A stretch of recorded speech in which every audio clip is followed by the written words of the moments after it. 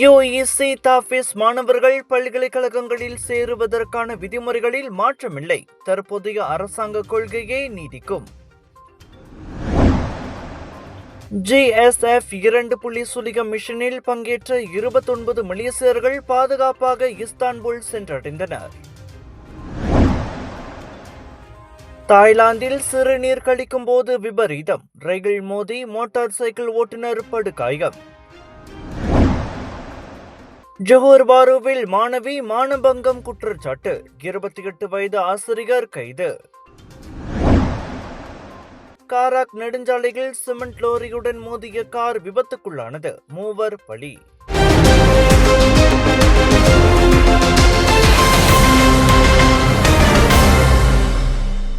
UEC மற்றும் தாஃபிஸ் கல்வி பிரிவைச் சேர்ந்த மாணவர்கள் பொது பல்கலைக்கழகங்களில் இணைவதற்கான விதிமுறைகள் தற்போதைய அரசாங்க கொள்கை மற்றும் பல்கலைக்கழக தகுதி வரம்புகளுக்கு உட்பட்டே அமையும் என MQA எனப்படும் மலேசிய தகுதி நிறுவனம் தெளிவுபடுத்தியிருக்கிறது. தேசிய கல்வி முறைக்கு வெளியில் இருக்கும் மாணவர்கள் பொது உயர்கல்வி கூடங்களில் குறிப்பிட்ட சில பாடப்பிரிவுகளில் தொடர்வதற்கு அரசாங்கம் அண்மையில் அனுமதி வழங்கியது. இருப்பினும் இந்த விண்ணப்பங்கள் அனைத்தும் MQA நிர்ணயித்துள்ள தரநிலைகளுக்கும் அந்தந்த பல்கலைக்கழகங்களின் பிரத்யேக நிபந்தனைகளுக்கும் உட்பட்டே பரிசீலிக்கப்படும் என அதன் தலைமை செயல் அதிகாரி டாக்டர் முகமது ஷத்தார் சப்ரான் தெரிவித்தார். குறிப்பாக மலாய் மொழி மற்றும் முக்கிய பாடங்களில் SPM தேர்ச்சி தேவைகள் இதில் கண்டிப்பாக கடைபிடிக்கப்படும் என்றார் அவர். பல்வேறு பின்னணியை கொண்ட மாணவர்களுக்கு கல்வி வாய்ப்புகளை வழங்கும் அதே வேளையில் நாட்டின் கல்வி தரத்தையும் அங்கீகாரத்தையும் நிலைநிறுத்துவதே இதன் நோக்கம் என அவர் மேலும் கூறினார்.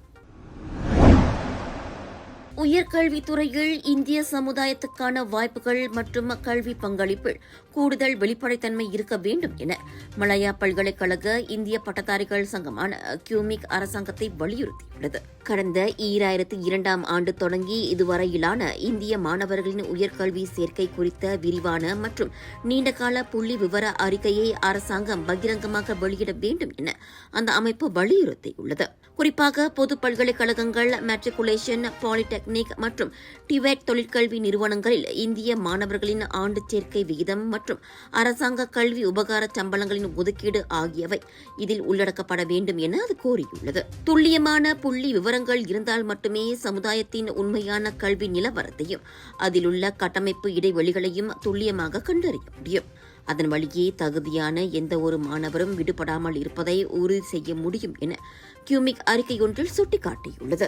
உங்கள் சிறந்த ஆரோக்கியத்திற்கு அளவான எண்ணெயுடன் சிறந்த முறையில் தயாரிக்கப்பட்ட சைவம் அசைவத்திற்கும் பொருந்தும் சூப்பர் ஊறுகாய், பச்சை கொடி சிவப்பு மீன் சின்னம் கொண்ட ஸ்ரீ மீனாட்சி ஊறுகாய்.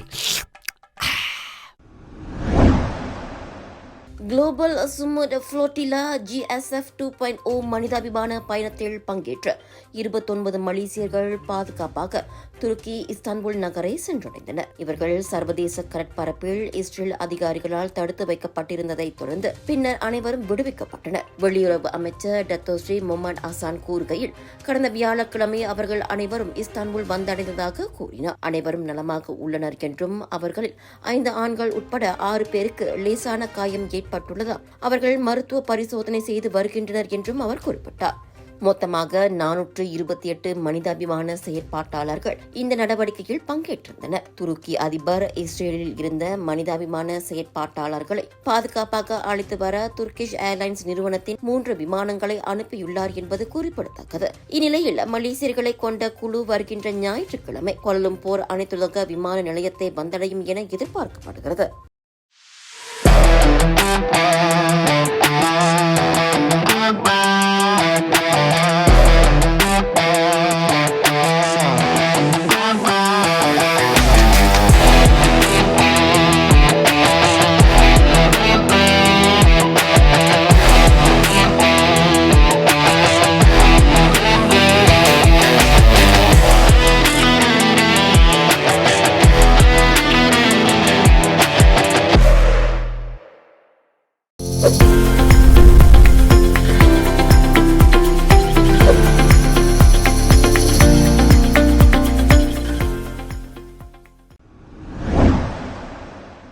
ஜொஹோர் பாரு ஸ்ரீ அலாம் பகுதியில் மாணவி ஒருவர் மானபங்கப்படுத்தப்பட்டதாக கூறப்படும் குற்றச்சாட்டு சமூக வலைதளத்தில் வைரலானதைத் தொடர்ந்து 28 வயது ஆசிரியர் ஒருவரை போலீசார் நேற்றிரவு கைது செய்தனர். மாசாய் பகுதியில் உள்ள தொடக்கப்பள்ளி ஆசிரியர் மீது பல புகார்கள் அளிக்கப்பட்ட போதிலும் அவர் மீண்டும் ஆசிரியர் பணிக்கு திரும்பியதாக கூறப்படும் குற்றச்சாட்டையும் போலீசார் விசாரணை செய்து வருகின்றனர்.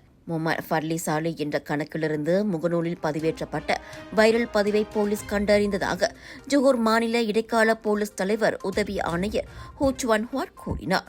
இதைத் தொடர்ந்து பாதிக்கப்பட்ட மாணவியின் 37 வயது தாயாரிடமிருந்து நேற்றிரவு 9 மணிக்கு போலீஸ் துறை புகாரை பெற்றது. சம்பந்தப்பட்ட அந்த ஆசிரியருக்கு எதிராக கடந்த ஆண்டு முதல் போலீஸ், கல்வி அதிகாரிகள் மற்றும் பொது புகார்கள் பிரிவு ஆகியவற்றில் புகார்கள் அளிக்கப்பட்டு வந்ததாகவும் கூறப்படுகிறது. இதனிடையே பாதிக்கப்பட்ட 12 வயது மாணவி பள்ளியில் உள்ள அந்த ஆசிரியருடன் பாலியல் உறவில் சம்பந்தப்பட்டதாக பள்ளி அதிகாரிகளிடம் ஒப்புக்கொண்டதாக அந்த பதிவில் தெரிவிக்கப்பட்டுள்ளது.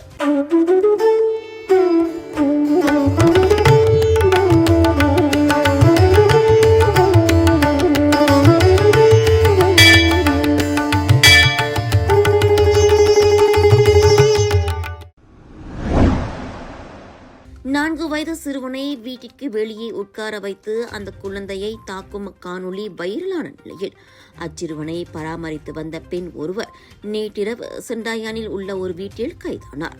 சமூக ஊடகங்களில் வைரலான 1 நிமிடம் 15 வினாடிகள் கொண்ட காணொளி பதிவை பார்த்த பின்னர் அதில் உள்ள சிறுவன் தங்கள் பிள்ளை என அவரது பெற்றோர் அடையாளம் கண்டதோடு அந்த தகவலை போலீசிற்கு தெரிவித்ததாக நகரசம்பிலான் போலீஸ் தலைவர் டத்தோ அல்சாஃப்னி அமார் கூறினார். பாதிக்கப்பட்ட சிறுவன் மருத்துவ பரிசோதனைக்காக ஸ்ரம்பான் துவங்கு ஜஃபார் மருத்துவமனைக்கு அழைத்துச் செல்லப்பட்டுள்ளார். கைது செய்யப்பட்ட 60 வயது பெண்மணி 2001ஆம் ஆண்டின் குழந்தைகள் சட்டத்தின் கீழ் தடுத்து வைக்கப்பட்டதை அல்சாஃப்னி உறுதிப்படுத்தினார். குழந்தைகளுக்கு எதிரான எந்தவொரு துஷ்பிரயோகத்தையும் போலீஸ் துறை தீவிரமாக கருதுவதால் விசாரணையை பாதிக்கக்கூடிய ஆவணங்களையோ அல்லது சரிபார்க்கப்படாத தகவல்களையோ பொதுமக்கள் பரப்ப வேண்டாம் என்றும் அவர் கேட்டுக் கொண்டார்.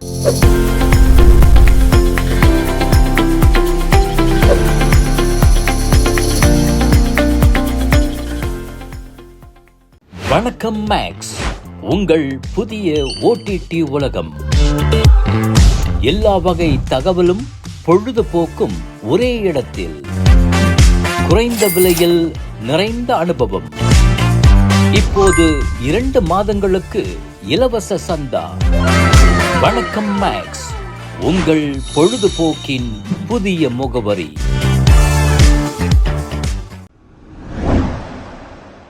காராக் நெடுஞ்சாலையின் கோலலம்பூர் நோக்கிச் செல்லும் பகுதியில் கம்போங் சுங்காய் சின்சின் அருகே இன்று அதிகாலை ஏற்பட்ட விபத்தில் 3 உயிரிழந்ததுடன் ஒரு பெண் படுகாயமடைந்தார். ஸ்லாங்கோர் தீயணைப்பு மற்றும் மீட்புத்துறை தெரிவித்ததாவது அதிகாலை 2:07 மணியளவில் வால்ஸ்வாகன் கார் ஒன்று சிமெண்ட் லோரியின் பின்புறத்தில் மோதி விபத்துக்குள்ளானது. ஸ்லாயாங் தீயணைப்பு நிலைய வீரர்கள் சம்பவ இடத்துக்கு 2:35 மணிக்கு வந்தடைந்த போது காரில் இருந்த 4 உள்ளே சிக்கியிருந்தனர்.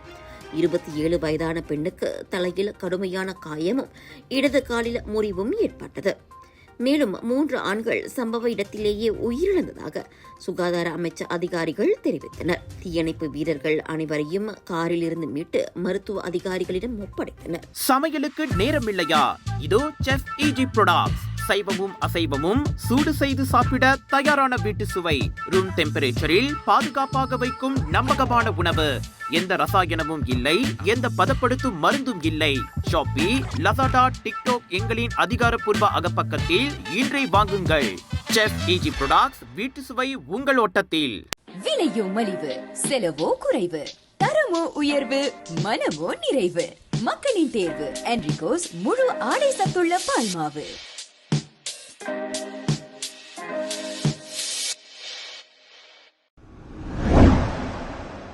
தாய்லாந்தின் பத்தாயாவில் உள்ள JA+ ஹோட்டலில் நேற்றிரவு சுமார் 9 மணி அளவில் தீ விபத்து ஏற்பட்ட போது கட்டிடத்திற்குள் பலர் சிக்கிக் கொண்டதால் அங்கு பதற்றமும் பீதியும் நிலவியது. அந்த ஹோட்டல் முழுவதும் தீ பரவிய நிலையில் தீயணைப்பு வீரர்கள் சிக்கிக் கொண்டவர்களை பாதுகாப்பாக மீட்க போராடி பின்னர் 1 மணி நேரத்திற்கு பிறகு தீ அணைக்கப்பட்டது. சுற்றுப்பயணிகள் அந்த ஹோட்டலிலிருந்து உடனடியாக வெளியேற்றப்பட்ட போதிலும் புகையை சுவாசித்ததால் சிலர் மூச்சுத் திணறலுக்கு உள்ளாகினர். 4 காயமடைந்தனர். சம்பவம் நடந்த நேரத்தில் 178 ஹோட்டல் அறைகளிலும் விருந்தினர்கள் நிரம்பி இருந்ததாகவும் அவற்றில் பெரும்பாலானவை வெளிநாட்டு சுற்றுலா பயணிகள் என்றும் தெரிவிக்கப்பட்டது. தாழ்வாரங்கள் முழுவதும் புகை சூழ்ந்திருந்த நிலையில் மீட்புக் குழுவினர் மாடி மாடியாக யாரேனும் சிக்கி இருக்கிறார்களா என தேட வேண்டிய சூழல் ஏற்பட்டது. தீ முதலில் கூரையில் ஏற்பட்டு பின்னர் வேகமாக கட்டிடம் முழுவதும் பரவியதாகவும் நம்பப்படுகிறது. வணக்கம் மேக்ஸ், உங்கள் புதிய ஓடிடி உலகம். எல்லா வகை தகவலும் பொழுதுபோக்கும் ஒரே இடத்தில். குறைந்த விலையில் நிறைந்த அனுபவம். இப்போது 2 மாதங்களுக்கு இலவச சந்தா. வணக்கம் மேக்ஸ், உங்கள் பொழுதுபோக்கின் புதிய முகவரி.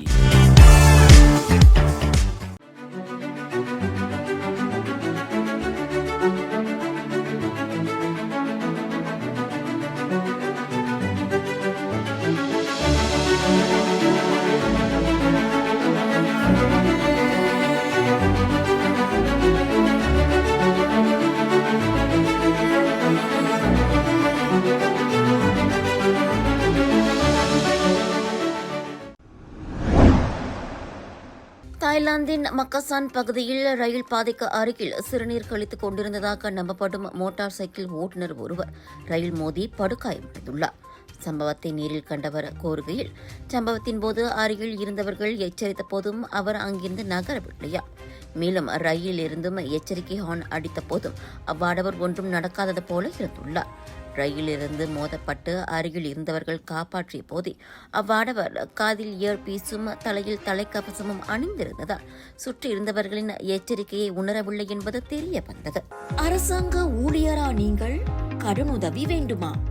கவலை வேண்டாம், உங்கள் பண தேவையை தீர்க்க காத்திருக்கிறது அரசாங்கத்தின் முழு அங்கீகாரம் பெற்ற நிதி நிறுவனம் அங்காதான் ஜாதி டீரி. எளிய முறையில் குறுகிய காலத்தில் உங்களின் கடனுதவி அங்கீகரிக்கப்படும். உடனே திரையில் காணும் QR கோட்டை ஸ்கேன் செய்து மேல் விவரங்களை பெற்றுக் கொள்ளுங்கள். இது ஒரு சில நிபந்தனைகளுக்கு உட்பட்டது.